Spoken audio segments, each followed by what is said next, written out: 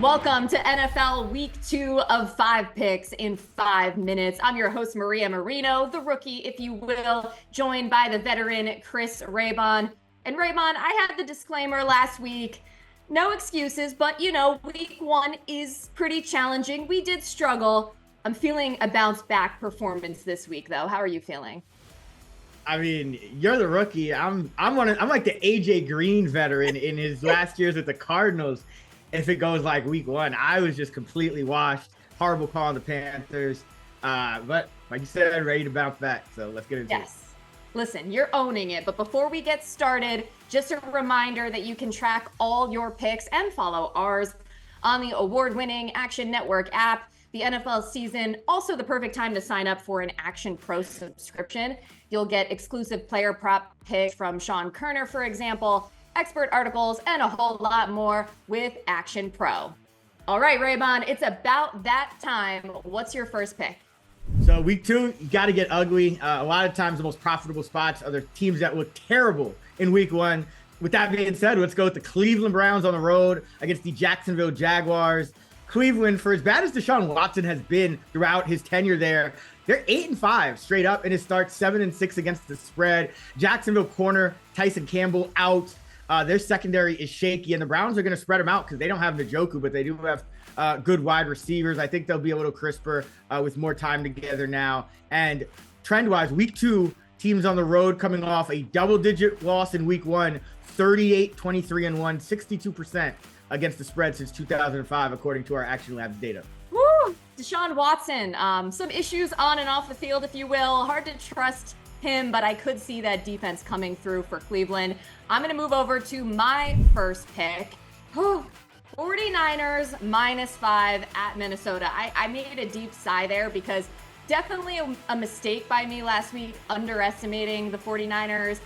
Questions around Brandon Ayuk, Trent Williams, Christian McCaffrey didn't matter at all. They outclassed the Jets just top to bottom.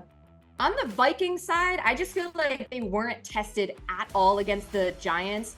Sam Darnold's record, any way you slice it, various stipulations, ATS, straight up, he's under 500. And then Kyle Shanahan, a top 3 coach, ATS on the road and on short rest over the last 20 years. That stat courtesy of Evan Abrams.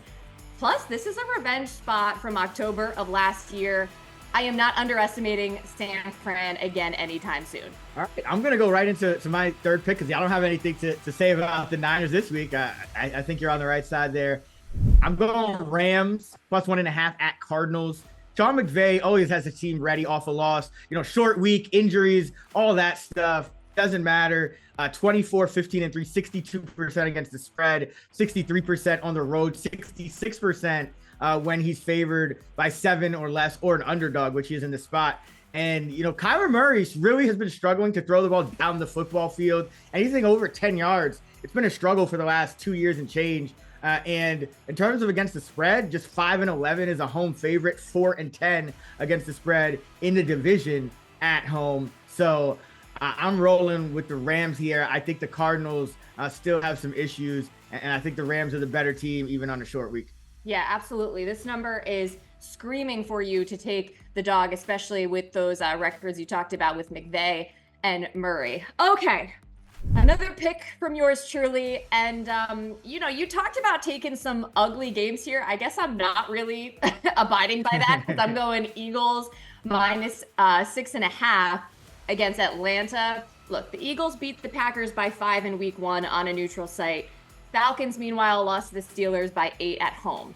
Falcons were one of 4 teams held to 25 minutes of possession or fewer in week 1. And in the last decade, those such teams are 6-25, ATS or 19% in week 2. And then it really just comes down to the quarterback matchup for me. Jalen Hurts, 17-9-1 ATS at home in his career, 8-1-1 ATS when those starts are in prime time. Then you have Kirk Cousins. To be fair, he hasn't been as bad lately on Monday Night Football as, the reputation has suggested, but he's still 2-6 ATS in his last 8 primetime starts, 8-13 ATS as a dog in primetime. I just don't think the Falcons are there yet. And meanwhile, for the Eagles, I just think there's a whole lot of urgency to start this season hot after how they finished last season. Yeah, normally I would have a little pushback on this pick because I do think, the Falcons are the team that looked really bad in week 1. Usually those teams play a lot better in week 2, but I think it's going to get a little worse before it gets better for Cousins just because he can't move. It makes his team so easy to prepare for. You're going to get Cousins in the shotgun. You're going to get 1-1 personnel with no extra blockers. So that's why I had the under in the Falcons-Steelers game last week. And if I can predict what the Falcons are going to do with almost 100% accuracy, I'm pretty sure that Vic Fangio, the Eagles defensive coordinator, is going to be able to as well. So I can't actually argue with that one. I'm going with an under in the Bucs-Lions game at 51.5. And this is a game where I think everyone expects a lot of points. You got that Lion offense, you got the Bucs offense, which just looks pristine.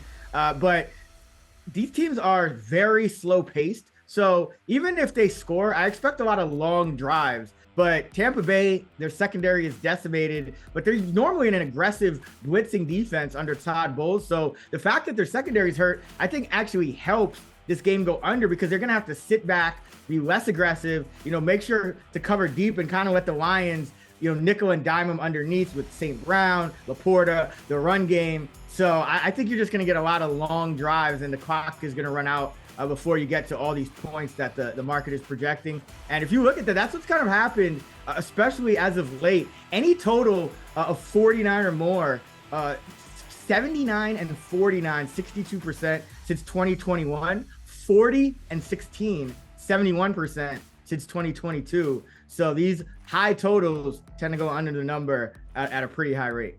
I had conflicting thoughts when I looked at the sides for this game, so I like that you went with the under here. And I'll just say from a personal standpoint, I got a no comment from you, but I also got a supportive, reaction for one of my picks this week. So I'm feeling pretty good because last week I got at least one, not riding with you, cannot endorse. Oh yeah, Aaron Rodgers against Aaron Rodgers against the Niners D line. That's just always just eyebrow raiser. It never seems to go well for him. Aaron Rodgers was the least of the problems. It was he was defense that didn't show up. Anywho, all right, I'll stop defending myself. That's gonna do it for this week. 5 picks in 5 minutes. Make sure to subscribe to our YouTube channel so you never miss an episode. Also, comment below what your favorite bets are for the week. Good luck.